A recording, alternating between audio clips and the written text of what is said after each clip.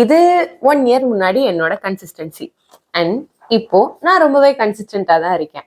நான் இப்போ கன்சிஸ்டண்டா இருக்கிறதுக்கு எனக்கு இந்த 3 விஷயம் தான் ஹெல்ப் பண்ணுச்சு. ஃபர்ஸ்ட், இந்த மாதிரி நிறைய டூடுவை வைக்காம ஒரே ஒரு டூடு இல்ல ட்ரெண்டு அந்த மாதிரி சொல்லிட்டு ரொம்ப கம்மியா மினிமலிஸ்டிக்கா நம்மளால ஃபாலோ பண்ண முடியும் அப்படின்றத வந்து பண்ணணும். அண்ட் செகண்ட்லி, இதை பண்றதுக்கு ஒரு ரிசல்ட் இருக்கும். லைக் இப்போ வந்து நம்ம ஏன் எக்ஸசைஸ் பண்றோம், வெயிட் குறைக்கிறதுக்கு அப்படின்றதுதான் ரிசல்ட்டா இருக்கும். அது வந்து நம்மளுக்கு டெய்லியும் போய் எத்தனை கிலோ குறைஞ்சிருக்குன்னு பாக்குறதுல இருக்காது. தினமும் நம்ம எக்ஸசைஸ் பண்றோமான்றதுதான் பார்க்கணும்.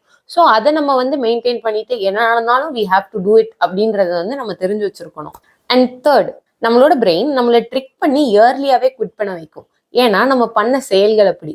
பிகாஸ் நம்ம எல்லா இடத்துலயுமே இன்கன்சிஸ்டண்டா இருந்தனால எங்கேயுமே ரிசல்ட்டை வந்து பார்த்துருக்கவே மாட்டோம். லைக் 10 கிலோ குறைக்கணும் அப்படின்னு ஆதி காலத்துல இருந்து சொல்லிட்டு இருப்போம், ஆனா எப்பயுமே குறைச்சிருக்கவே மாட்டோம். ஸோ நம்ம ஆரம்பிக்கும் போதே லைக் 2 நாள் 3 நாள் முடிஞ்ச உடனே வந்துட்டு போதும், இதை ஒர்க் அவுட் ஆகாது அப்படின்னு சொல்லிட்டு நம்ம பிரெயினே நம்மகிட்ட சொல்லி நம்மளை வந்து நிறுத்த செஞ்சிடும்.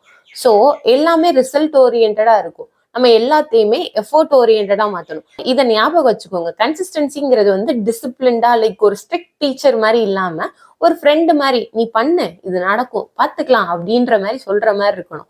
ஸோ அப்படி உங்களுக்கு அந்த லிபர்ட்டி வந்து நீங்களே கொடுக்கும் போது நீங்களே அந்த எஃபோர்ட்ஸ் எல்லாத்தையுமே போட்டு நம்ம கண்டிப்பா எண்ட் ரிசல்ட்டையும் வந்து பார்க்க முடியும்.